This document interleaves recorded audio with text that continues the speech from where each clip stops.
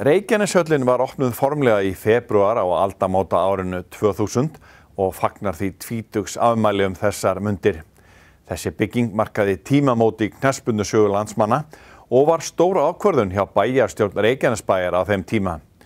Gífurlega aðstöðubreytingu var að ræða hjá knattspyrnufólki í bæjarfélaginu og við ræddum það við Eystein Hauksson, þjálfara meistaraflokksliðs Keflavíkur. Fyrsta knattspyrnuhús, knattspyrnuhöll landsins, Reykjaneshöllin, 20 ára þessar mundir. Hvað hefur hún gert mikið fyrir fótboltann ef ég spyr þannig?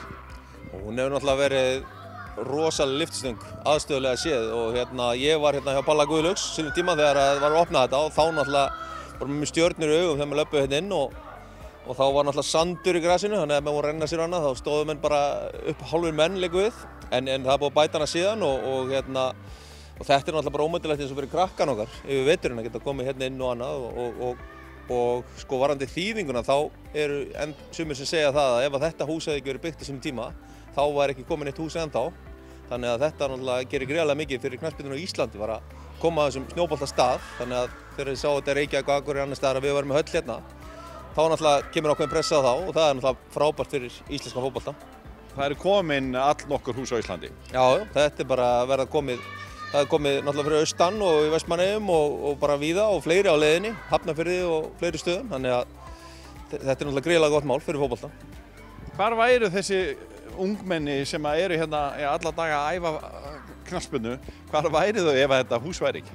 Þau væru náttúrulega bara í íþróttahúsunum að taka tíma þar frá öðrum íþróttum eða úti í snjónum og það var nú þekkt í gamla daga. Svo sem náttúrulega voru notaði líka, veit ég, áður en höllin kom, þannig að en þetta er bara magnaði sjá krakkana kom bara í stuðbuxum og ból að æfa og það er frábært fyrir foreldrarna að vita þeim hér í staðan fyrir að vera kannski einhvers staðar að drepast úr kulda. Þannig að þetta var algjör bylting á sínum tíma og ég persónulega minni mér reglulega hversu mikill lúxus það er að þjálfa við svona aðstæður. En á sama tíma náttúrulega þá er þetta orðið sprungið sem við þurfum í rauninni meira og mér skilst að sé að koma að gervigrasvöllur og veitir ekkert af því. Þannig að þá verðum við komin á mjög góða stað, tel ég. Þó maður kvart ekki yfir þessu. En ef við tölum svona, hvað hvaða þýðingu hefur þetta haft gæðarlega séða í því að fleiri verða betri knattspyrnumenn og konur við það að æfa við þessar aðstæður? Ég held að sjáist fyrst og fremst í þeim fjölda atvinnumanna sem hefur komið hérna á svæðinu.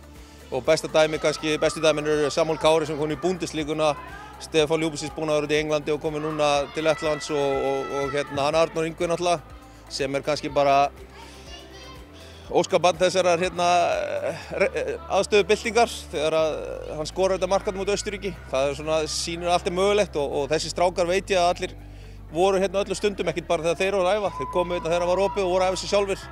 Og það er ekki síst það sem þetta býður upp á og maður sér alltaf krakka vera að koma sjálfa og ég held að það sé besta dæmið. Það sé þessi aukningi atvinnumönnum og þeir eru ennþá að fara út, strákarnir.